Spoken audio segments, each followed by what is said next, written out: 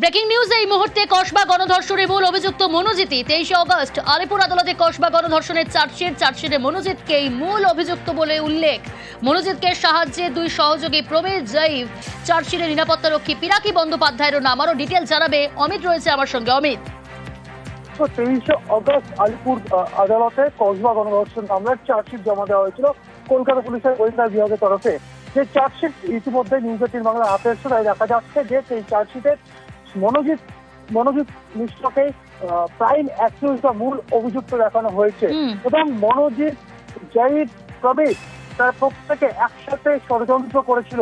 তার তথ্য প্রমাণ যে পাওয়া গিয়েছে তদন্ত করতে গিয়ে সেই বিষয়টি উল্লেখ করা হয়েছে।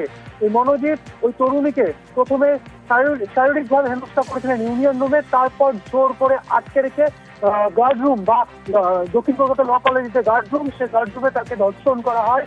এই বিষয়টিও কিন্তু সামনে উঠে এসেছে। সেক্ষেত্রে ডিএনএ প্রোফাইল যে করা হয়েছিল মনোজিৎ মিশ্রার সাথে ডিএনএ প্রোফাইল কিন্তু ম্যাচ করছে, এমনটা কিন্তু চার্জশিটে উল্লেখ করা হয়েছে।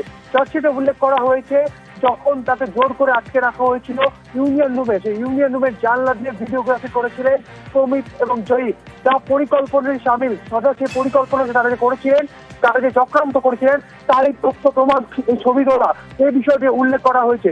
এমনকি তাদের মোবাইল থেকে বেশ কিছু ভিডিও ডিলিট করে দেওয়া হয়েছিল, সেই বিষয়টিও কিন্তু ডিজিটাল এভিডেন্স হিসেবে উল্লেখ করা হয়েছে চার্জশিটে। পিনাকি বন্দ্যোপাধ্যায়, তিনি নিরাপত্তারক্ষী, যাকে গ্রেপ্তার করা হয়েছিল, তারও ভূমিকা রয়েছে, তারও যোগ সাজস হয়েছে। কারণ পিনাকি বন্দ্যোপাধ্যায় উচিত ছিল একজন নিরাপত্তারক্ষী হিসেবে ওই তরুণীকে সেভ করা, বাঁচানো, কিন্তু তিনি করলেন না।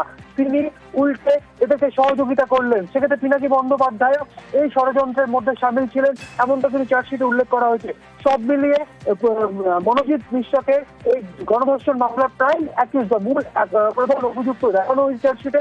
অন্যদিকে প্রমিত, জয়ীদ প্রত্যেকেই এই ক্রাইমের বা এই অপরাধের পার্ট ছিল, তারা ষড়যন্ত্রকারী, তারা পরিকল্পনাকারী, এই এমনটা কিন্তু উল্লেখ করা হয়েছে।